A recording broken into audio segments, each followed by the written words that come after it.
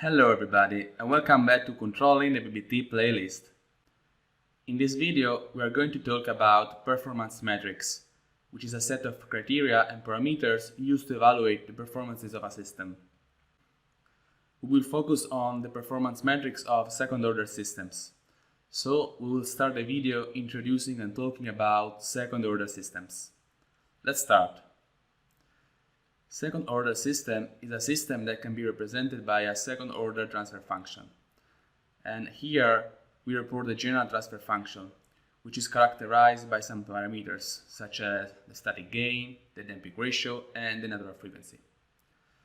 These parameters determines the behavior of the system, hence also its performances, as we will figure out later. So the static gain is defined as the change in the output induced by a unit change in the input. So, as shown in this plot, it represents the static characteristic of the system, which is the static linear relation between the input and the output. For example, considering a spring mass damper system, which is a second order one, at steady state condition, there is a linear relation between the displacement of the mass and the applied force. Acting on the stiffness, we will vary this relation. Now, let's move to the damping ratio. We will first consider the case with damping ratio greater or equal to 0. We can identify 4 different cases. If the damping ratio is equal to 0, the system is set undamped. It has 2 imaginary poles, which are complex conjugate, and its step response is characterized by oscillations which do not vanish. If the damping ratio is between 0 and 1, the system is set underdamped. It has 2 complex conjugate poles, and this time, since the poles have a negative real part, the oscillations are characterized by an exponential decay in the step response. If the damping ratio is equal to 1, the system is set critically damped. In this case, it has 2 coincident real poles. Hence, since the poles do not have an imaginary part, there are no oscillations in the step response. Finally, if the damping ratio is greater than 1, the system is set overdamped. It has 2 real negative poles. The pole which has the smaller absolute value, which means that is closer to the origin, is the dominant one. It is called dominant because it plays a major role in determining the system response. Also here, the step response doesn't have oscillations. And it is important to notice that when the damping ratio is greater than 0, the real part of the poles is negative, which means that the system is asymptotically stable. Instead, when the damping ratio is 0, the poles do not have a real part, and the system is said to be marginally stable. And what happens when the damping ratio is smaller than 0? Well, the system gets unstable, since at least one pole has positive real part, and of course its step response diverges. Now, let's move to the natural frequency. So, when the damping is 0, the natural frequency is the frequency of the free oscillations of the system. Instead, when the damping is between 0 and 1, free oscillations of the system are characterized by the damped natural frequency, which is determined by this formula. As we have seen before, it's meaningless to talk about natural frequency when the damping is greater or equal to 1, since in these cases there are no oscillations in the natural response. And now let's visualize what we have been talking about in Altair Compose.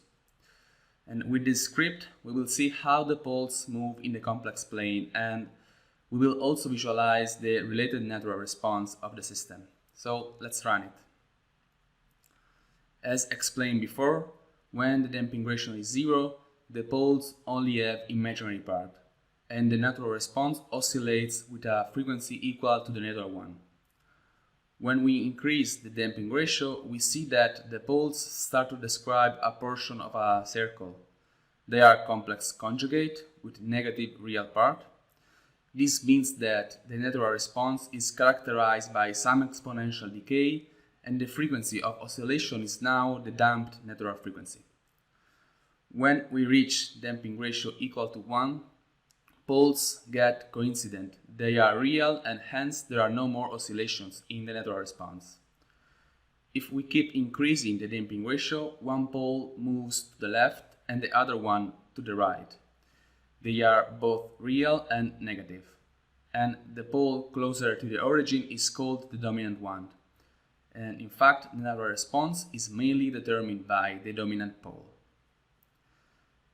Now, instead, let's visualize in Activate what happens when the damping ratio is smaller than 0.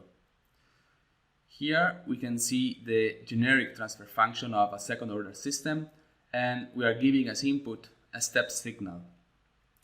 All the parameters are defined in the initialization tab. In particular, this time we are interested in the unstable case, hence we will select the first case of the switch statement. But you can try by your own the other cases.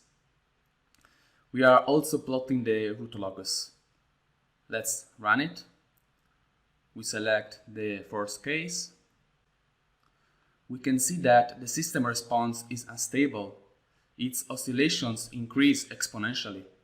In fact, if we look at the root locus, we find that the system has two complex conjugate poles with positive real part.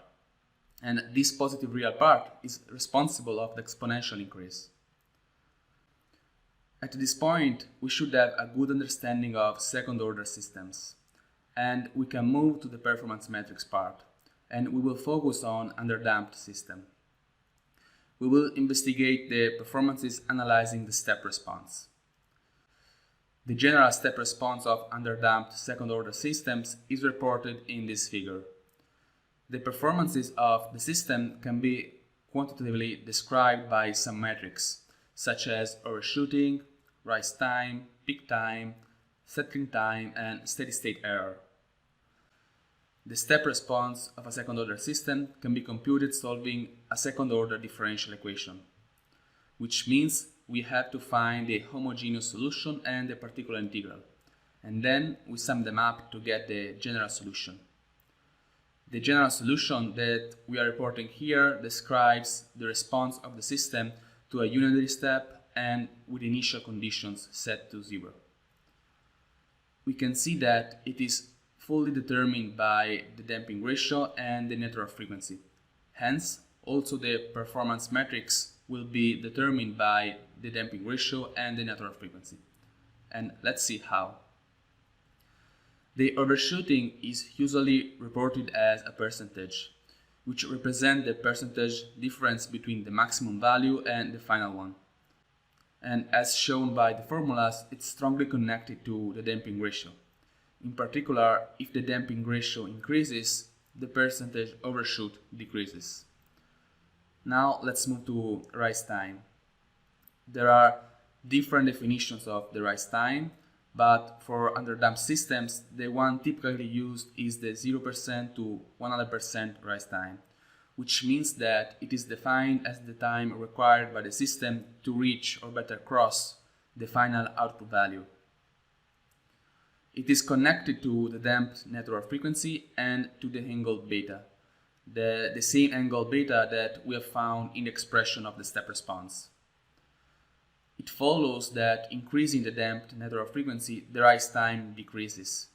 And reminding the expression of the damped network frequency in terms of network frequency and damping ratio, it turns out that increasing the network frequency or decreasing the damping ratio will make the rise time decrease.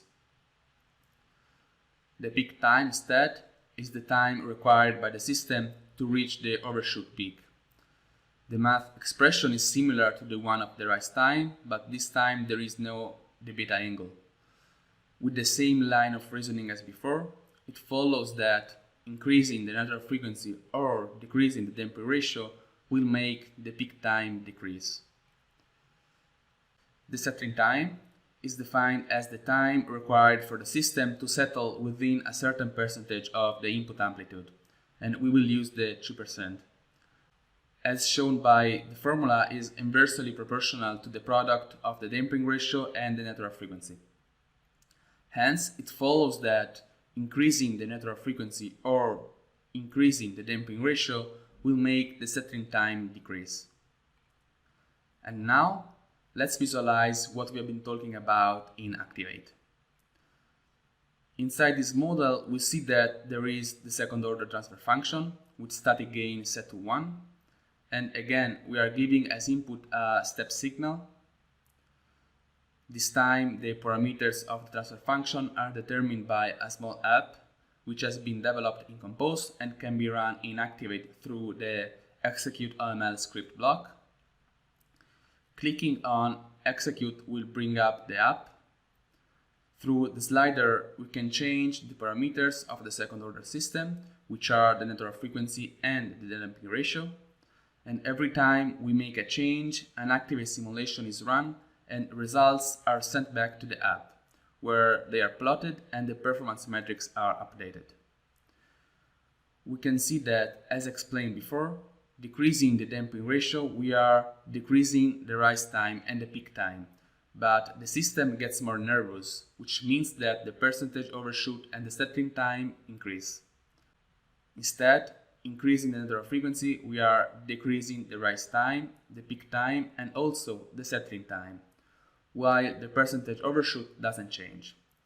And you can try to play it to find those combinations of damping ratio and network frequency which lead to great system performances. Finally, let's see the steady state error. It can happen that an error occurs between the final output value and the reference input. This error is called steady state error and most of the time is an undesirable effect. In fact, we do not have to confuse it with the static gain. When we will talk about control, we will see how we can design a controller which eliminates this error. That's it for this video. Thank you for watching and see you at the next one.